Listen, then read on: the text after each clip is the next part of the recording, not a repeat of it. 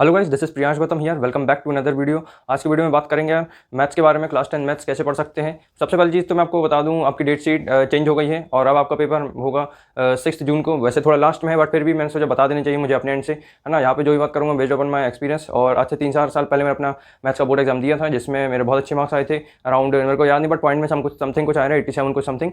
तो मैं आपको बताऊँगा कि मैंने क्या पढ़ा रहा उस समय और क्या स्टडी टिप्स मैंने फॉलो करी थी, तो जो कि आपकी बहुत हेल्प कर सकता है। तो यहाँ पे मैंने कुछ रोड मैप्स बनाए हूँ, जिसके थ्रू मैं आपको समझाने की कोशिश करूँगा। उम्मीद करता हूँ आपको अच्छा लगेगा। चलो सबसे पहले बात करते हैं सिलेबस की, है ना। अभी ऑलमोस्ट हमारे पास 2 मंथ्स है, तो इसमें सबसे पहले सिलेबस की अगर मैं बात करूँ तो सिलेबस कवर करने का टाइम नहीं बचा है। सिलेबस ऑलमोस्ट जितना कवर होना था वो हो चुका है। अब आपको फोकस उस पर करना है जो इंपॉर्टेंट है और टॉपिक है, जो एग्जाम में सबसे ज़्यादा पूछा जाता है, उसको आपको स्टडी करना है ना। उसको आपको सबसे ज़्यादा फोकस देना है। तो सिलेबस में सबसे पहले इंपॉर्टेंट चीज़ बात करते हैं। सिलेबस में आप क्या कवर करें। पहली चीज़ आती है एनसीईआरटी। एनसीईआरटी एक ऐसी बुक है यार क्लास 10 की, जिसमें मैथ्स का पेपर 80% पूरा उसी से आता है ना। और बाकी R D Sharma, R S Agarwal, ये सब सेकेंडरी बुक कहलाती है। ये मतलब लेवल, जब इनका लेवल जिनका हाई लेवल हो चुका होता है, जब वो एनसीईआरटी कर चुके होते हैं, उन स्टूडेंट्स के लिए होती है आर एस अग्रवाल और आर डी शर्मा। डायरेक्ट आप उससे शुरुआत मत करो, क्योंकि वो एकदम कॉन्सेप्चुअल बुक है। उसमें एकदम बहुत कॉन्सेप्ट लगाना पड़ता है, दिमाग लगाना पड़ता है। जबकि बोर्ड एग्जाम में पेपर से बहुत कम चांसेस है कि बहुत क्वेश्चंस आए, थोड़े बहुत आ सकते हैं, बट चांसेस हैं कि एनसीईआरटी के क्वेश्चंस, बेसिक क्वेश्चन आपको एग्जैक्ट देखने को मिलेंगे, चाहे आपका स्टैंडर्ड हो चाहे बेसिक हो मैथ्स, है ना।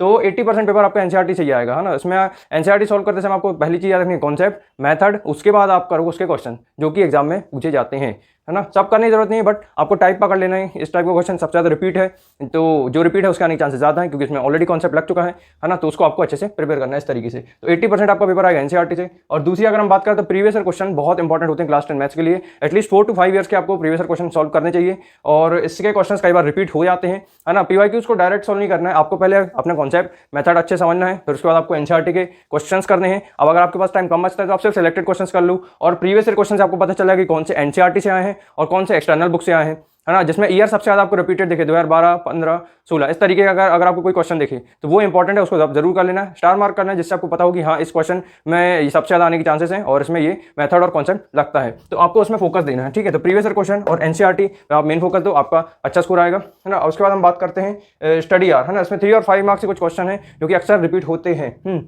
अब स्टडी आवर की बात करें कि कितने घंटे हमको पढ़ना चाहिए। अगर हम क्लास 10 की बात करें तो 6 to 8 आवर। अब मतलब मैं मान के चल रहा हूँ, आप मेरा वीडियो आपके पास क्या बोलते हैं अप्रैल मई में जब भी पहुंच रहे हैं, तो आपको फोकस इस पर रखना है कि 6 to 8 आवर आपको टोटल पढ़ना है, जिसमें आप टाइम टेबल रख सकते हो, अलग अलग सब्जेक्ट्स का ब्रेक भी रख सकते हो कि आधे घंटे ब्रेक ले लिया, अब ये सब्जेक्ट पढ़ा फिर ये सब्जेक्ट पढ़ा, है ना। इसमें 6 to 8 आवर का आपका टोटल स्टडी टाइम हो गया, और उसमें आपने अलग अलग सब्जेक्ट आपने डिफाइन कर दिया पहले से। और यहाँ हम बात कर रहे हैं मैथ्स की, तो मैथ्स में मैं बोल रहा हूँ आपसे 3 to 4 आवर आपको मैथ्स के लिए देना है, डिवोट करना है ना। मैथ्स में आपको 3 to 4 आवर मैथ्स को देना है। जितना आप पढ़ोगे, मैथ्स एक ऐसा सब्जेक्ट है जो रोज पढ़ने वाला है ना। ऐसा नहीं होता कि हम उसको एक दिन पढ़े फिर दूसरे दिन तीसरे दिन बाद पढ़ रहे हैं, है ना। इसमें क्या होता है, रिवीजन बहुत मैटर करता है, कॉन्सेप्ट मैटर करता है, मेथड मैटर करता है। तो आपको क्या करना है, 3 to 4 आवर आपको मैथ्स को डिवोट करना है, डेली पढ़ना है ना। डेली आप कोई भी क्वेश्चन लगाते हो, प्रैक्टिस करते हो, ऐसे ही मैथ्स बनती है। और रिवीजन पे आप मेन फोकस रखो, क्योंकि क्वेश्चन कई लोगों को प्रॉब्लम यह है कि मैथ्स करते हैं, क्वेश्चन करते हैं, फिर भूल जाते हैं। भूलते हैं इसलिए क्योंकि रिवीजन पे इतना फोकस ही नहीं करते, है ना। 1-2 बार किया फिर उसके बाद सीधे भूल गए, बहुत समय बाद फिर पढ़ रहे हैं, तो ये क्या होता है, इस तरीके से चीज़ें गायब होने लगती दिमाग से।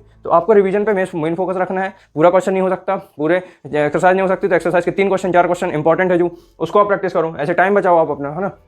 आप रिवीजन कर सकते हो, है ना। पर डे मैथ्स में पर डे रिवीजन करना जरूरी है। भले आप कोई भी क्वेश्चन करो, चाहे एनसीईआरटी का चाहे प्रीवियस ईयर क्वेश्चन का, है ना। ये दोनों इंपॉर्टेंट है। अगर आपके सर बोलते हैं आर डी शर्मा कर लो और आर एस अग्रवाल कर लो, वो कर लो, मैं कह रहा हूँ वो कर लो। बट अगर आपके पास टाइम हो, तो अगर आपके पास सिर्फ 1 महीना 2 महीना है, तो मैं बिल्कुल रिकमेंड नहीं करूँगा कि आप वो किताबों को हाथ लगाओ। सिर्फ रिकमेंड करूँगा कि एनसीईआरटी के जो क्वेश्चन है, सिलेक्टेड क्वेश्चन है, उन्हीं को प्रैक्टिस कर लो। सिलेक्टेड पीवाईक्यूज देख लो एनसीईआरटी में कि कौन से क्वेश्चन आए हैं और किस तरीके से मेथड लग रहा है, कॉन्सेप्ट लग रहा है, बस दैट्स इट। इस तरीके से आप करते तो बेसिकली हो कि आपके सारे क्वेश्चन कवर होंगे, मेथड्स कवर हो रहा होगा, तो इस तरीके से आपका अच्छा स्कोर आने के चांसेस बढ़ जाएंगे कम समय में। इस तरीके से मैंने स्टडी आर डिफाइन कर दिया, सिलेबस का बता दिया आपको। और हम बात करते हैं सैंपल पेपर की। जैसे इस साल पैटर्न बदल दिया बोर्ड ने, और केस स्टडी के बहुत सारे क्वेश्चन ऐड हुए हैं, स्टैंडर्ड में भी बेसिक में भी, दोनों की अगर हम बात करें तो उसमें केस स्टडी में आपको करना क्या, सबसे पहले आपको अच्छे से एनसीईआरटी पढ़ लेनी है, मेथड समझना है, कॉन्सेप्ट समझना है। जितना एनसीईआरटी आप घोट सकते हो उतना बेटर है, उसी से रिलेटेड क्वेश्चन आएंगे, है ना। उसी के क्वेश्चन आ सकते हैं केस स्टडी में। और केस स्टडी को सॉल्व करने से पहले सबसे इंपॉर्टेंट है फॉर्मूला। क्लास 10 मैथ्स में जितने भी फॉर्मूला है ना, उनको आप एक काम करो, एक कागज में पूरी शीट लो, एक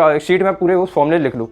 सारे फॉर्मूले लिखने के बाद होगा क्या कि आप रिवीजन करने के लिए जब भी आप बैठोगे तो उसमें आपके पास एक ऐसी चीज़ तैयार है जब आप रिवीजन जल्दी से कर सकते हो। तो रिवीजन पे आपका मेन फोकस होना चाहिए, जिससे आप फॉर्मूले बनाते जाओ, पढ़ते जाओ डेली। तो इससे क्या होगा, आपका कॉन्सेप्ट फॉर्मूला अच्छे से बना रहेगा।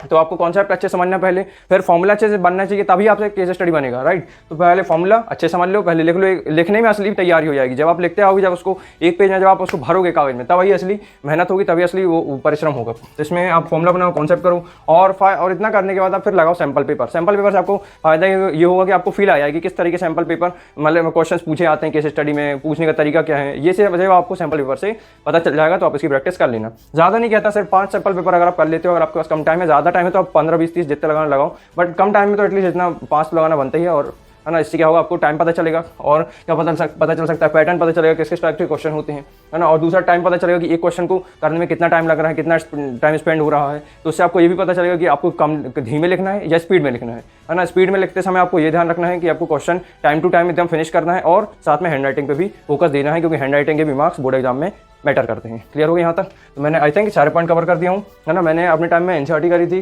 PYQs किए थे, और मेरा बहुत अच्छा स्कोर आया था। मैंने जैसा आपको बताया 87 मार्क्स आए रहे टोटल। इस तरीके से अगर आप पढ़ते हो तो आपका अच्छा स्कोर आएगा। मेरी बेस्ट विशेष आपके साथ में है, और उसके बाद मैं बताऊंगा कि साइंस के लिए कैसे पढ़ना है। Wish you all the very best. Thank you so much. जिसको जरूरत हो मेरा वीडियो वहाँ तक पहुँचा देना, और आगे आपको पता है क्या करना है। All the very best, bye, thank you so much.